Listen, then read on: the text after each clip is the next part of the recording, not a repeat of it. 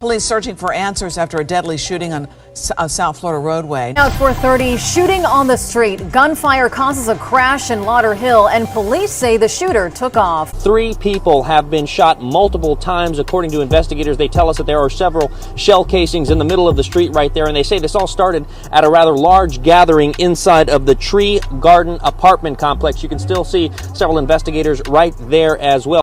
Yeah. Whoa.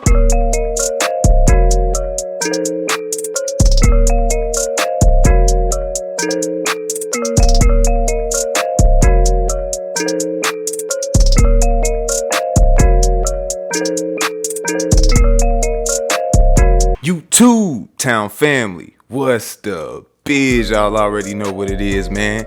Sending that positive energy to my Todd-Town family. Y'all know how I rock. If you haven't already, please hit that like, share, subscribe, and notification button so you can stay up to date with the latest and greatest content you don't want to miss. Tune in. Anywho, without further ado, welcome to Todd-Town. Police searching for answers after a deadly shooting on a South Florida roadway. Now at 4:30, shooting on the street. Gunfire causes a crash in Lauderhill, and police say the shooter took off. I told him not to go. I begged him not to go. I can't do this no more. I just buried 2 grandsons. Life is too short for this stuff. Life is too short. He's 20 years old. That's my oldest baby. December 22nd, 2021. It was 11:34 in the morning when Lauderhill police responded at 18th Court after reports of shots fired. When thinking of a gated community, you might think of the suburbs or golf courses and gates meant to keep people out. But in the Windermere Tree Garden apartments, it's almost as if the gates are meant to keep people in. 3 people have been shot multiple times, according to investigators. They tell us that there are several shell casings in the middle of the street right there, and they say this all started at a rather large gathering inside of the Tree Garden apartment complex. You can still see several investigators right there as well. Officers made their way to 18th Court, where they observed a black male sitting in the driver's seat of a BMW, slumped over with a gunshot to the head. EMS responded, transporting the victim with life-threatening injuries, while officers secured the crime scene. The BMW had bullet holes in the doors, windows, and a gray LG phone would be found laying by the front passenger tire, along with a vehicle key fob. Officers noticed different caliber shell casings trailed from the 5200 block to the 5300 block of 18th Court. A detective met with a witness who saw it all go down from her window. She'd stated a black vehicle was parked parallel to the white BMW. Multiple gunshots erupted and the black vehicle drove off. The white BMW attempted to drive but struck a pole before coming to a stop a few doors down. Officers met with the Lauderhill Housing Authority and were able to recover surveillance footage that captured a black Dodge Charger fleeing the scene. The apartment complex is a one-way in, one-way out that's under 24-hour surveillance. Video would capture the suspect's vehicle plates and tag, and the next day, a license plate reader would notify officers the Dodge Charger was on Northwest 14th Street. Lauderhill officers were dispatched to the area, locating the vehicle, and as officers attempted to make contact, the vehicle drove off. Coming to a stop on 16th Court, the driver ran from the scene before being located by a Broward Sheriff's Office helicopter. He was identified as 24-year-old Robert White. The passenger in the vehicle had also ran, but successfully got away. A detective responded to the scene when Robert White asked him if he was a homicide detective before the detective even introduced himself. The black Charger was sealed with evidence tape and towed to the police department, while Robert was arrested for reckless driving, resisting, and marijuana. Robert White would sit down for an interview and agree to speak with the detective. He'd say it wasn't him who was driving when officers gave chase, it was his friend Travis. Robert would then make multiple contradictory statements about when Travis picked him up. Robert would also ask the detective if he was being questioned about a shooting that happened in North Lauderdale. The detective would then tell Robert he was being investigated because he was driving a vehicle involved in a homicide in Lauderhill. He'd deny knowing anything about it and say he only found out about the shooting through the news and social media. The interview would end before 4 a.m. on December 23rd, and 6 hours later, 20-year-old Nashawn Brown, the man found inside of the white BMW, was pronounced dead. Detectives would meet with Kiera August, a then 23-year-old woman with a decent criminal history, who advised she's the registered owner of the black Charger. She'd state she rents the car out through Instagram and Turo, while her business partner Dre handles the transactions. She'd provide officers with Dre's number, and within the hour, detectives met with Dre. DeAndre Fleury Demond, or Dre, told detectives he rented the Charger to an individual he knew as AJ. AJ contacted him through Instagram, but Dre would tell detectives he can't remember AJ's Instagram name because he gets so many messages. But he was able to remember. AJ returned the Charger at 1 p.m. on December 22nd, an hour and a half after the murder. Dre would then tell the detective AJ was currently renting a white Kia Soul and was scheduled to return it in a few hours. Officers were able to locate the Kia 1 hour before it was supposed to be returned, finding 19-year-old Aaron Polk, aka AJ, in the driver's seat, and 18-year-old Isaiah Sumter. Isaiah would be more commonly known as Broward rapper Color Money Red. At this point, neither one of them did anything, and detectives advised them to take all of their belongings out of the vehicle before leaving. Once gone, Dre came to collect the rental and told detectives they can remove any evidence from the vehicle. Officers would find a 9mm handgun inside a sneaker in the driver's footrest area. Dre would also notify detectives AJ texted him stating he left his firearm in the vehicle and it's registered. 3 days later, Dre once again met with detectives, providing screenshots of texts between him and AJ. Dre would say, "You never sent your payment for yesterday. Are you extending, or do I need to come get the car?"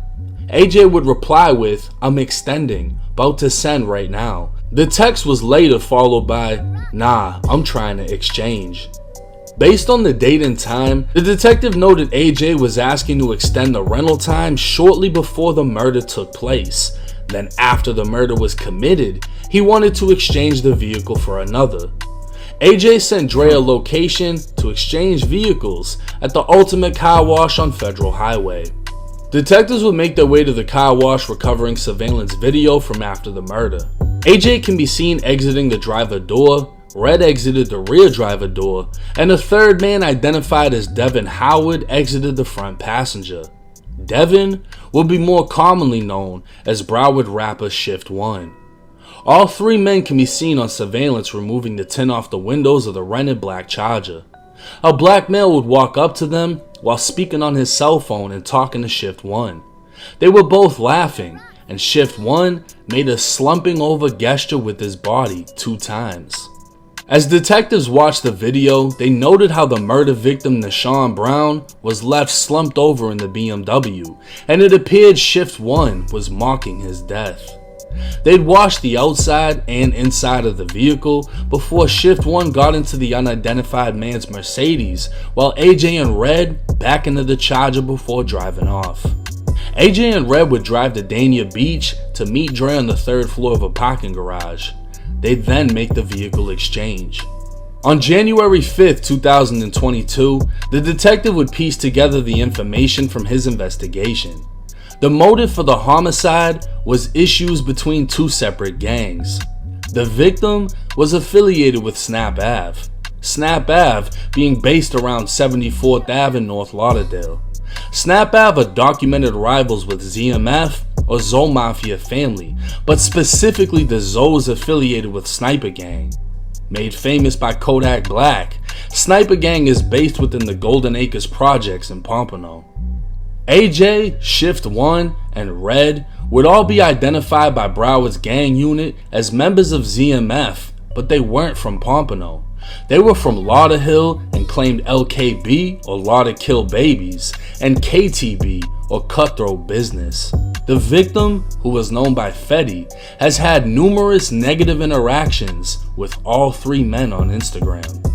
Detectives would bring Dre back to the office as he was now a regular in the interview room, and Dre would identify AJ by photo as the driver of the black Charger before identifying Red as the passenger. A search warrant would be signed for AJ's Instagram, and detectives would find a video of AJ and Red sitting in a car reacting to a video of the victim's crashed BMW. Another video posted by AJ would show AJ walking on 18th Court where the murder happened, saying, "This where I became famous."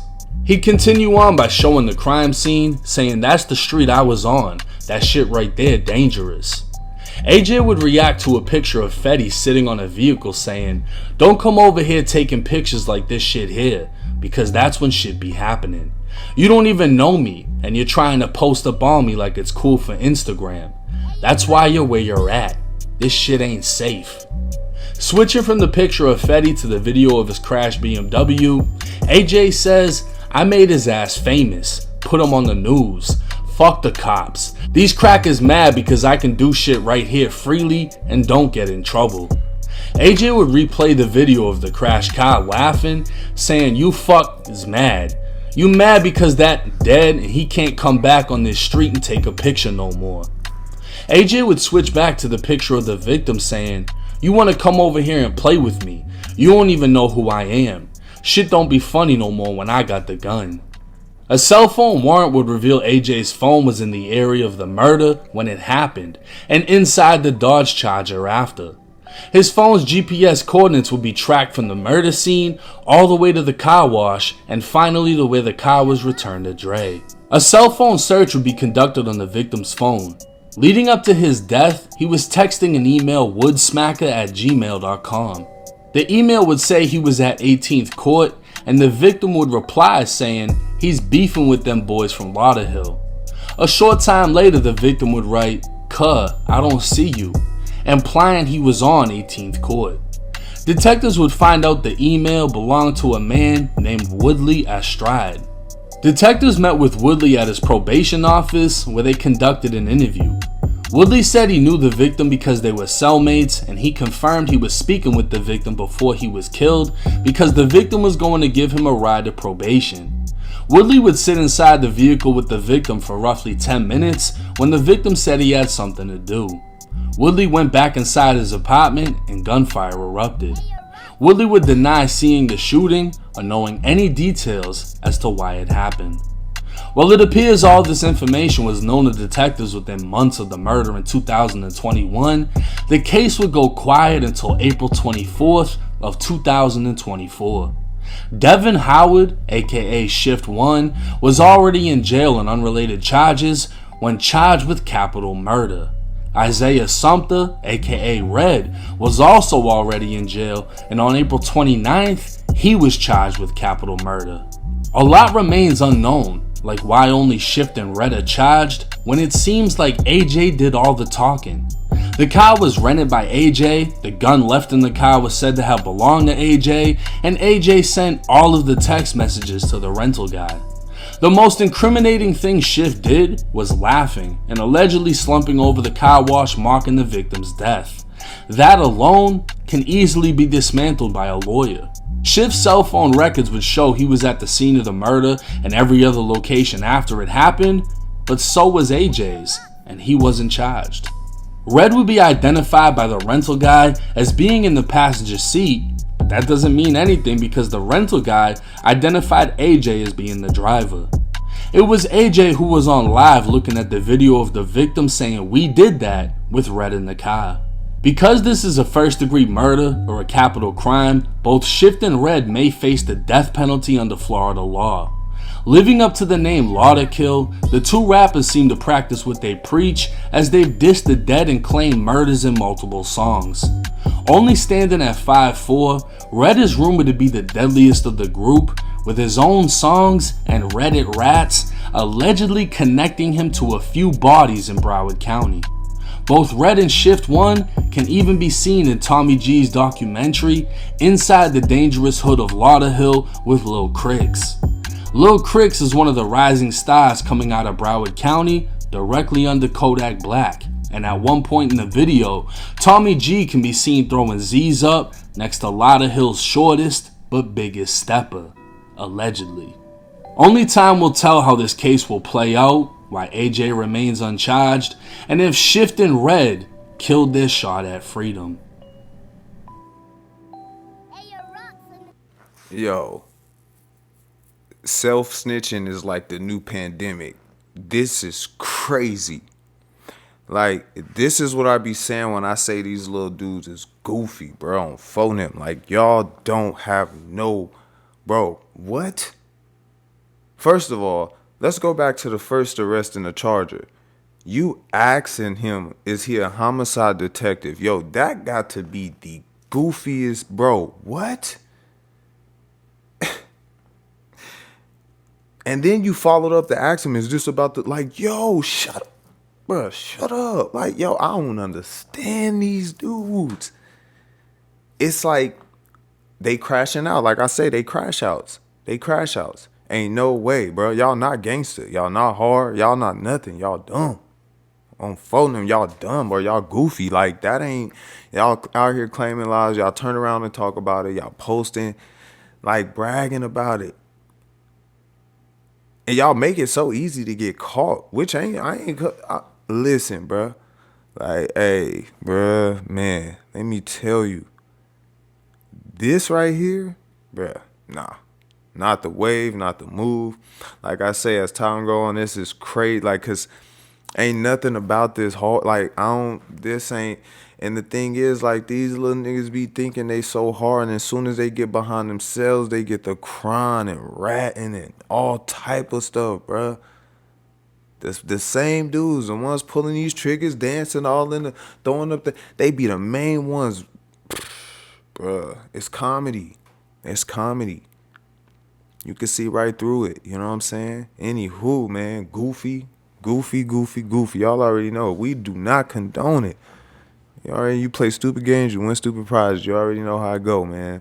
I want to appreciate everybody for tuning in. Another one, Todd-Town. I want to appreciate all the love and the support. I see everybody that's rocking out there. If you haven't already, please hit that like, share, subscribe, and notification button so you can stay up to date with the latest and greatest content. And again, as always, I'm checking out. Peace. Yeah. Whoa.